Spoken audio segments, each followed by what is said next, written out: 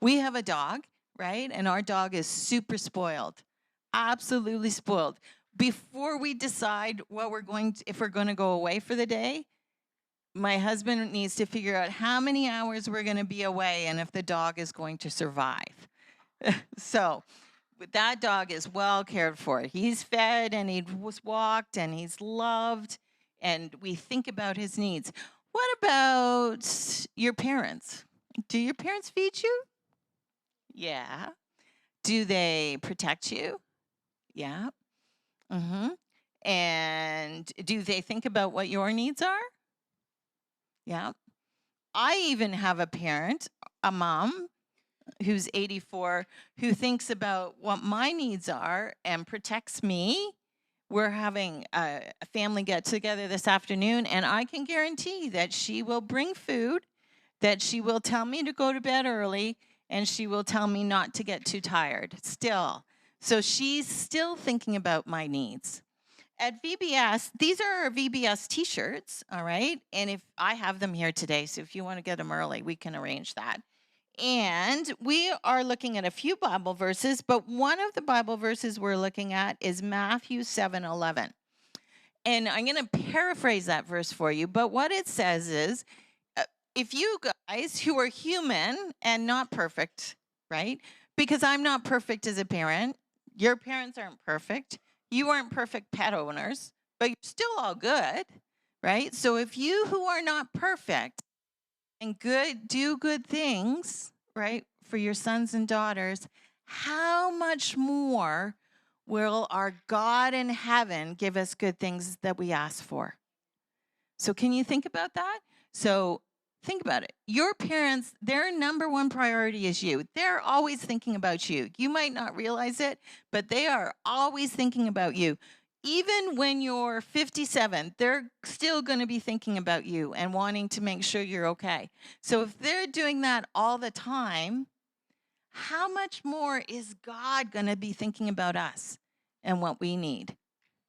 Yeah, a lot. And so here's our motto: God gives good gifts, right? And his number one, we're celebrating his greatest gift. What do you think his greatest gift is? Yes, Elliot. Jesus. So we're celebrating lots of things this week: forgiveness and peace and talents, but the major one is Jesus.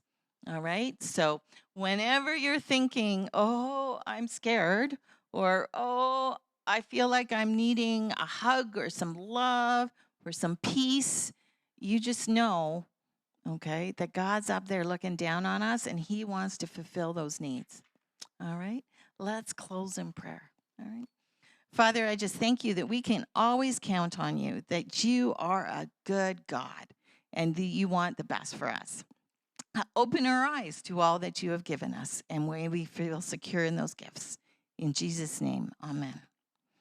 All right, so this morning, there are clipboards back there with coloring and word searches, so you can go back and pick out what you want, and there is nursery, okay? And meet me after the church if you want your t-shirt early, all right? Good.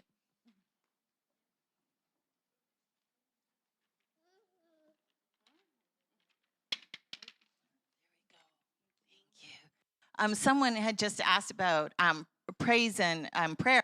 And that was something that's become a weekly thing in our church. Before it had been an after weekly thing. And we just decided that when Chris was on sabbatical, unless we had Terry or Dawn who were comfortable, who leading the service, that we would leave that. So hold your praises for next week, and we'll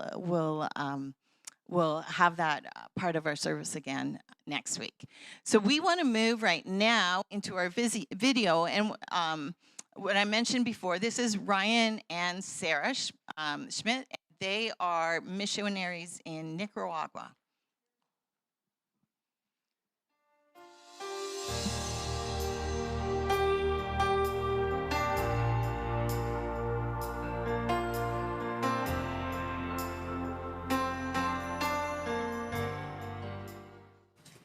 Hi, Dundalk Wesleyan Church. We are Ryan and Sarah Schmitz, and we are your global partners, missionaries to the country of Nicaragua. And we are speaking to you from Managua, the capital, and this is where we live, but we travel quite a bit within the country.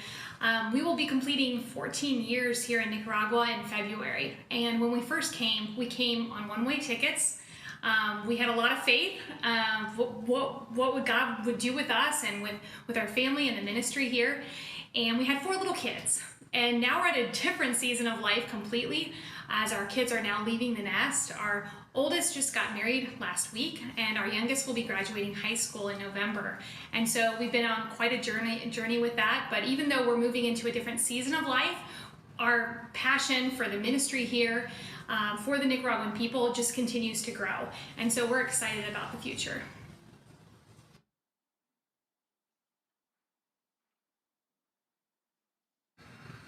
I grew up in Canada, and I didn't grow up in the church. I didn't know much about the church, let alone missions and missionaries or anything like that. I did get involved with youth ministry as a teenager, and one of the great opportunities I had was to go to a youth conference in Toronto back in 1992. And I remember something very, very clearly. They had just been talking about missionaries going into Russia for the very first time, Wesleyan missionaries, and they were talking about what it was like, how their experiences were. And again, I wasn't a Christian, but this was really interesting to me. I always liked cultures, I always liked politics, I liked learning about new things, and I liked the idea of travel. I didn't travel much at that point, but and to hear kind of the first Zoom call, someone up on the screen talking about Russia, talking about being a missionary there, and I just remembered that experience and the interest it kind of put in my life.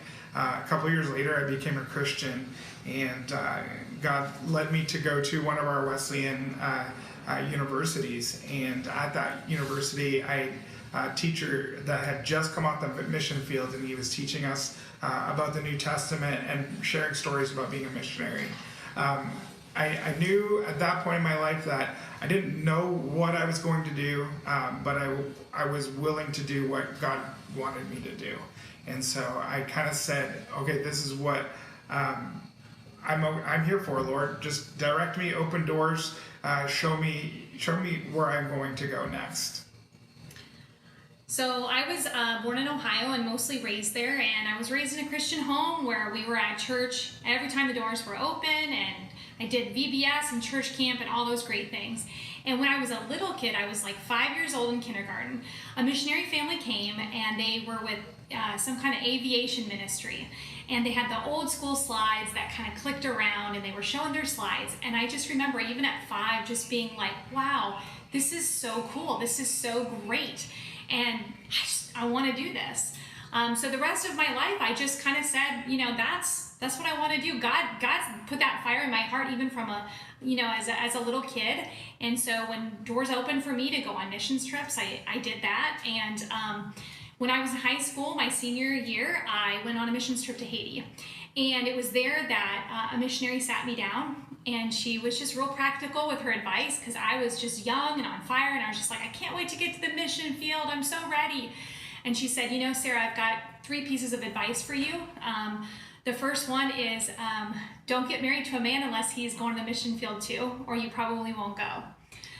The second thing she said was go back and get a skill. Go back and learn something that you can bring, some kind of skill that you can bring to the mission field.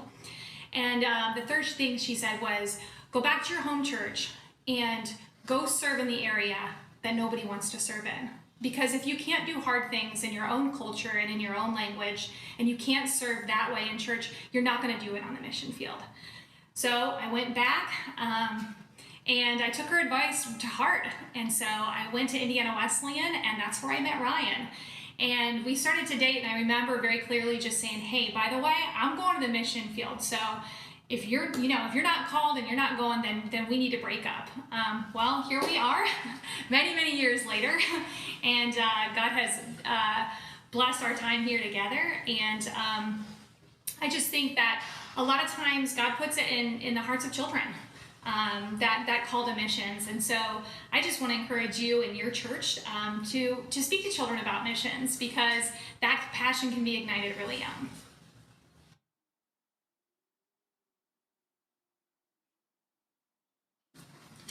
There's a lot of different things we do here in Nicaragua. We focus on church planning, helping to develop the national church, develop new areas to minister in, work in, and serve in different communities. We also work with schools. We work with a preschool in the Tippy-Tapa area. We work with 3, 4, 5-year-olds, helping them get ready for grade 1, helping them just learning the basics and have a very safe environment to learn. We also work with a school in Matagalpa, Nicaragua. This is a big part of our ministry. We help with sponsorships there, the different primary grades, having different churches sponsoring them, and then we also work with our high school students and having individuals sponsor individual high school students. We love working with schools here because they are just so missional. The students that come to the school do not have to be Christians, nor do their parents need to be Christians, but they are welcome, and they're welcome with open arms. All of the teachers are just Jesus-loving believers, and they really see this as a ministry to all kinds of kids that come from underserved communities. A lot of our students, they don't have running water. A lot of them, even our high school students, a lot of them are raising themselves because their parents are out working, and many of them, their parents are even outside the country. And so there's just so much opportunity for the kids to grow academically, but also to grow spiritually. And we love creating a really beautiful, safe environment for them to be a part of. One of the things we love to do is work with missions teams. So far this year, we've had 8 missions teams, and it's exciting because they come from different parts of Canada, the United States, and they serve alongside us. They get to experience life here. They get to see what we do firsthand, and we get to share a little bit about our lives, share about ministry in Nicaragua, some of the challenges that we face. They actually get to experience sometimes when things don't show up on time and when people don't do what they say they're going to do, and we've learned to be very patient because of that. It's one thing I've really grown in a lot, my patience level. When I left Canada, not a very patient person, just being honest. But Nicaragua has challenged me a lot in that, and I think the Lord is really working in both of our lives in that area. And so, but we love working with them. We love seeing them work hand in hand with our national leaders as well. One of the things that I love about hosting teams is that it's not something I wrote, but it's something I read one time, that the heart can't grieve what the eyes don't see. And there is something about coming here and experiencing it. And for some people, really seeing poverty for the first time, but to see that despite the poverty, people have so much value and they have so much talent and sometimes just this incredible faith. And so it's a beautiful thing when, as believers, even though we might speak different languages and come from different places, when we sit together and we can pray together and know that we're really one family and one just big church, and we're on mission together. And so that's the most exciting thing for me about having teams.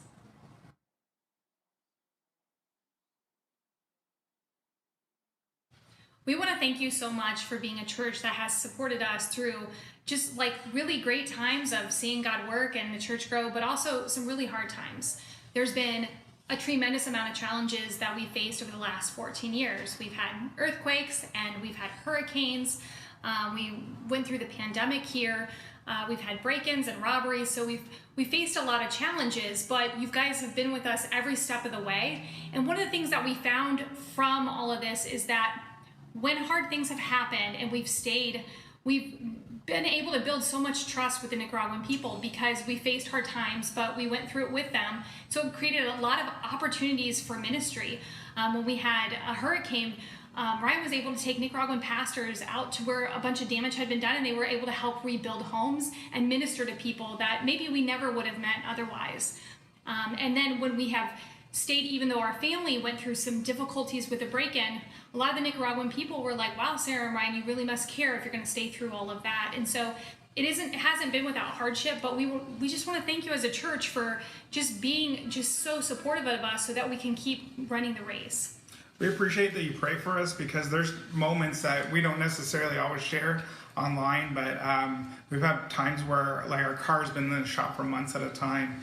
One of those times, it was during COVID, and we ended up having a car that was in the shop. I ended up having to take a bus to our school in the north, and we were up there to minister at our school, connect with our children and our teachers. I was up there one evening, and I got a phone call from our director of the school that said one of our teachers had a family member that had cancer, but had also contracted COVID, and this family member was going to die. How can we get that teacher over to visit? I didn't have a car, so I wasn't able to drive him, but I was able to get some compassion funds to this teacher beforehand, and so took a while figuring that out. Walking through the city with a few $100s on me was a little nerve-wracking at night, but I found this teacher. He was a very new teacher to our school. Talked with him and his family for a little while, prayed with them, prayed for his sister. He said, I'll be at school tomorrow and then I'll leave after school. I said, no, just go visit your sister, spend time with her, which was good. He was able to meet with her before she passed away. She passed away a little later on the next day. The sad part of that was after talking to our director, I got on a bus going back home to say, everything had been taken care of. And on that bus ride, I get a phone call. And it was one of our pastors that said, do you know what happened to the director? And I said, I don't know what happened. He said, you didn't hear anything yet? I was like, no. Well, there was an accident. She was hit by a bus. And I couldn't believe it because we had just been talking, figuring this out, trying to solve things, make things better for other people. And I get a phone call not knowing exactly what the situation was, but I ended up making it back to Managua to visit with the family, finding out that she had walked her grandson to school that day. And on her way home, a bus rounded a corner and had killed her. Her husband was our national superintendent and a pastor at that church that I was stopping by. And I stopped and talked with him for a while, and they had a lot to figure out. Angela was only in her 50s. And she was leaving grandchildren that she was taking care of, children she was taking care of, and her husband. And one of the amazing things that happened was Enrique met with that driver that had turned the corner to hit Angela and talked to him and said, listen, I understand what the law says. We could take you to court for money, you could end up in jail. This could ruin your life. But we are forgiven. Jesus has forgiven us so that we can forgive other people. So we want to forgive you. We want to show you God's grace. We're not asking for any money. We love Angela, but she would want us to show you grace. So they let the driver go. They didn't ask for anything in addition. And it was an incredible testimony of their faith, God's grace, God's forgiveness in their lives, and what we also need to show other people. 3 weeks after the death of Angela, we got a call from Enrique, her husband, our national superintendent, and he said, hey, I have COVID and the entire family has COVID and we're all sick, but we're taking medicine and we're trying to deal with things here at the house, and just so you know, we're gonna pull through. And as time went by, it became apparent that Enrique was not going to pull through, and he was really struggling, very sick. And so at one point, one of his grandsons called and was really upset and said, Ryan and Sarah, you need to come to the house now. We need you to be with us. We need you to pray with us. So we went to Enrique's house and along with some other pastors, and we sat with his family and we prayed with his grandsons. And at one point, they asked me to go in and check on Enrique, and so I did. And I had been a nurse's aide in high school, and I had been with quite a few people before they passed, and I knew that the time was getting near. And so I just held his hand, and I sat there with him. And as he's laying there dying, he uses some of his last energy to speak really clearly into my life. And he prayed a special blessing over Ryan and I and our family. And he just prayed that God would continue to bless our ministry and our marriage, and that we would continue to serve here in Nicaragua. And so after Enrique passed, and he passed with just so many people around him praying for him, and I'll never forget the moment that we shared together that he used his last breaths to be a blessing.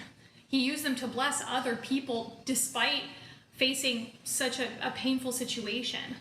And so going forward, he'll always be a testimony in my life as a leader, and as I continue to serve here in Nicaragua, that maybe circumstances might not always go our way. They might not always be what we want, but we should always be a blessing, and we should use our words to bless other people, even up to those last moments.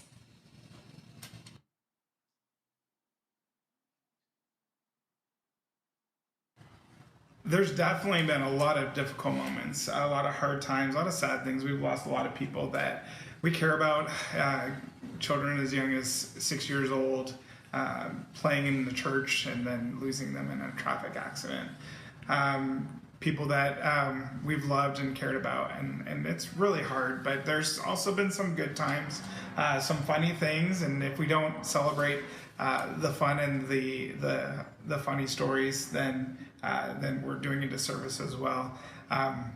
When it was our first year here, we were in language school, and we lived at a house right outside a bus stop, and it was pretty late. It was probably like 7 o'clock at night.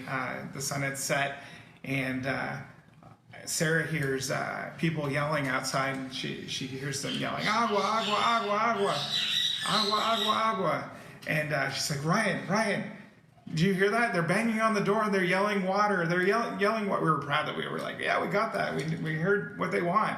Water, water, water. We need water. And so she's like, get them some water. I was like, okay. So I ran to the cupboard, and I grab our cups, and I grab a pitcher, filled it full of water, and I'm going out the door, and Sarah closes the door behind me. She's like, I don't know what they want. If they're just trying to sucker us into giving them water, who knows? But I'm gonna stay safe back here. I was like, so I'm standing there with a pitcher of water and some glasses. I open our front gate, and I look outside, and I'm peeking my head around. And everybody that's out at our door pounding on it, yelling, they look at me with a pitcher full of water and some glasses and start laughing their heads off. And I look up, and I see a big bus that's on fire in the middle of the road. And I was like, don't think this is going to work at all. So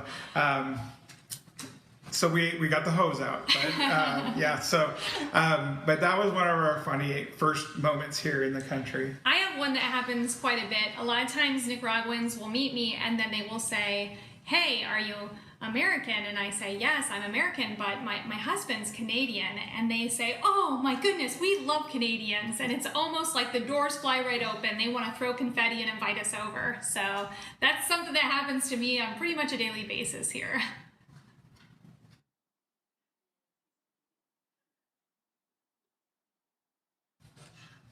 So we think one of the important things about being missionaries and being on mission is just staying connected with everyone. And so one of the ways that we do that is that we have a newsletter that we send out on a monthly basis, and we also have a Facebook page that you can find us on, where we try to update as much as we can and just really share about life here, the good and the bad, and so that you can praise with us and you can pray with us. And if you want to sign up for our newsletter, we can send it out to you. We promise we will not spam you with a million emails, but we do believe that there's, God's working here, and there's a story to be told. And we just want to thank you for being a church on mission.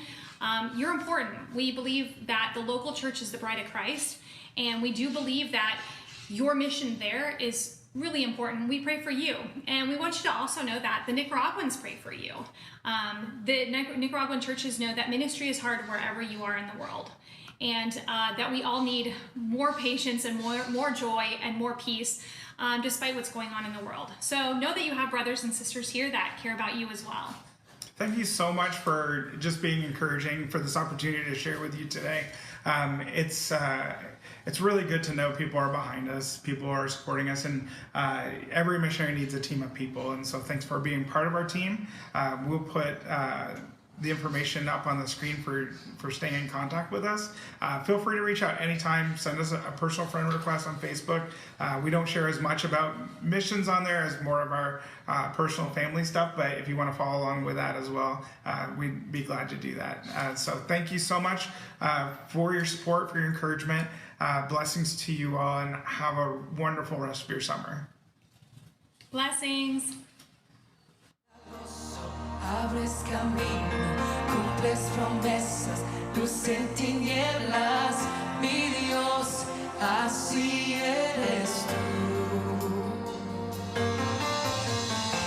Milagroso, abres camino, cumples promesas, luz en tinieblas, mi Dios, así eres tú. I hope you found that informative and inspiring.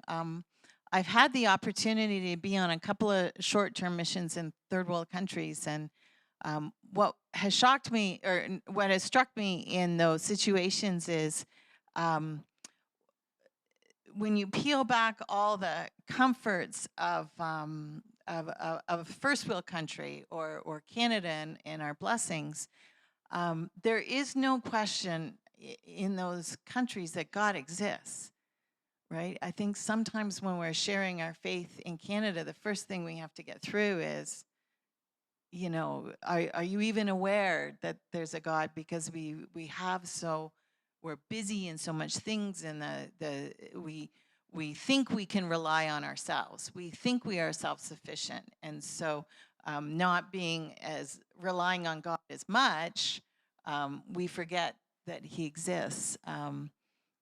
And both my grandmother grew up as a missionary's child in China, and my aunt, same thing, but in India.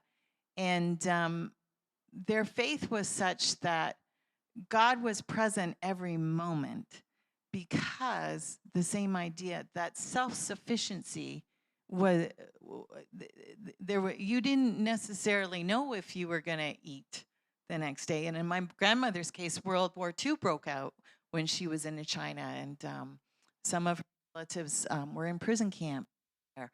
So it was just, it creates, I think it's so easy in our life, as not that it's perfect, because we certainly have challenges. I don't want to belittle that, but it's so easy with things and busyness to not have room for Jesus. And so I hope that as well as information this morning, that you also took away just to reflect on that this week is, I don't need to be relying on myself. I can be relying on God, because He is here. He is here. And I don't need to be self-sufficient. And I need to make sure that I'm making room for Him. So we're going to close with one more song, and then Pastor Don will close us in prayer.